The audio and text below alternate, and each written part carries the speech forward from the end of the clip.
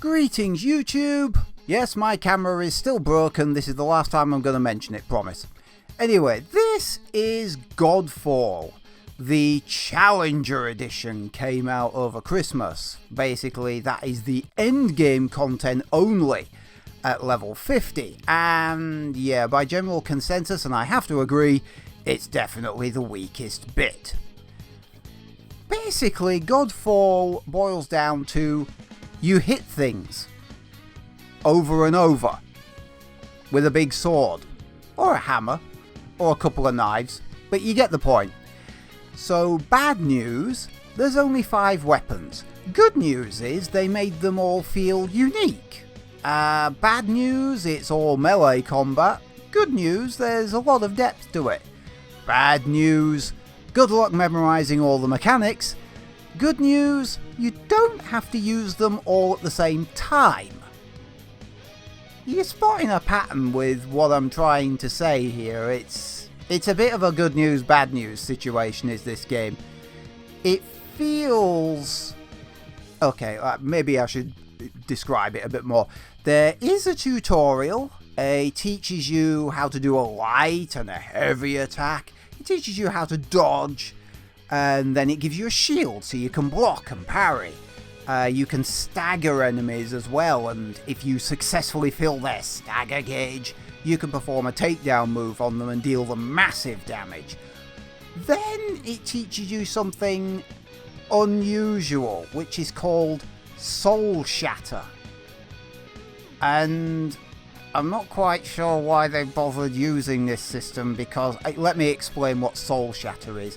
Basically, you hit enemies with light attacks and it damages them, but it doesn't do much damage. Instead, what it does a teensy bit of damage, and then it builds up this light colour on top of the enemy's health gauge, but it doesn't actually damage them. That lighter coloured area just sort of sits there on their health bar until you break out the heavy attack. At which point the heavy attack does a teeny chunk of damage and strips all that light colour off as well. It's like the light attack stacks damage in escrow, and then the heavy attack makes it all hit the target. It's a weird fucking system, okay? And I really don't see the reason for it.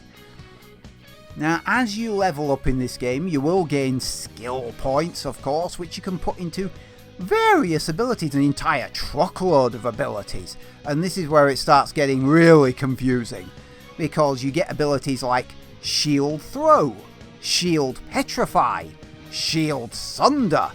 By the way, all 3 of those abilities do completely different things. Good luck trying to remember which one's which. Then there are polarized weapons and timed attacks, critical hits, death blows, Archon Fury. Pay attention to all this, there's a quiz at the end.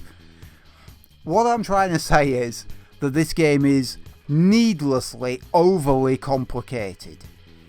Now, it is true to say you don't actually have to remember everything at the same time, because different weapons and different artifacts and attachments and whatnot, they're designed to leverage different things. So like, for example, the armor set called Phoenix. That imbues your polarized weapons with fire damage, which is completely bloody meaningless unless you know what polarity is. Incidentally, polarity is when you have one weapon equipped and you hit the enemies with it, and that charges your second weapon. And when the second weapon reaches maximum charge, you can switch to it, and that's when it becomes polarized. It releases a burst of damaging energy to all enemies nearby, and it gains a damage boost for a short time. Well, the Phoenix armor gives a polarized weapon extra fire damage. Are you keeping up with this? I suspect not. This is what I mean. This game is overly complicated. It has a lot of different mechanics, but there's way too much here to remember, considering the fact that the game is basically just a hack and slash. And That's just one way to leverage things. You can use various weapons and artifacts to increase your stagger damage, and then give yourself the ability to heal yourself when you perform those takedowns. So it incentivizes you can incentivize yourself to perform staggers and takedowns. Or you can do the similar thing with the fire trick, except do it with poison, because there's an armor set that does water damage or poison damage. Again, that's another confusing thing with this game.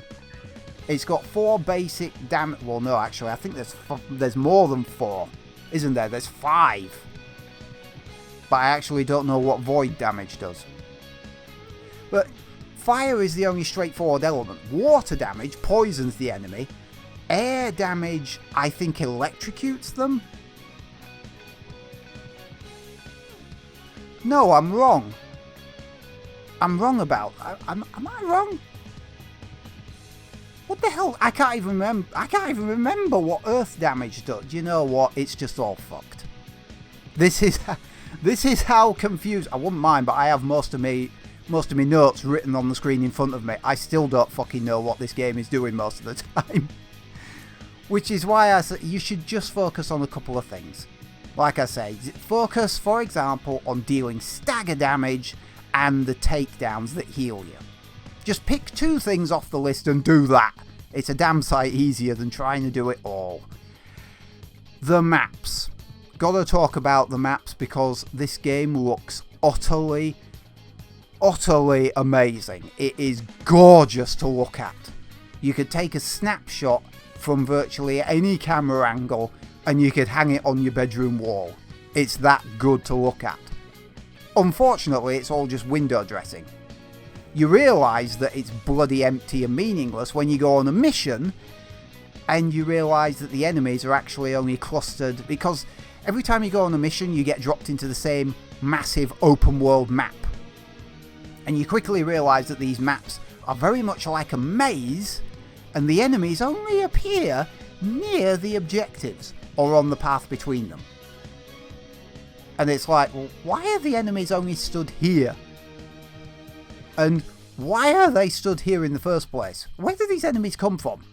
Who the hell are these people anyway? The game doesn't really do much to fill in the blanks.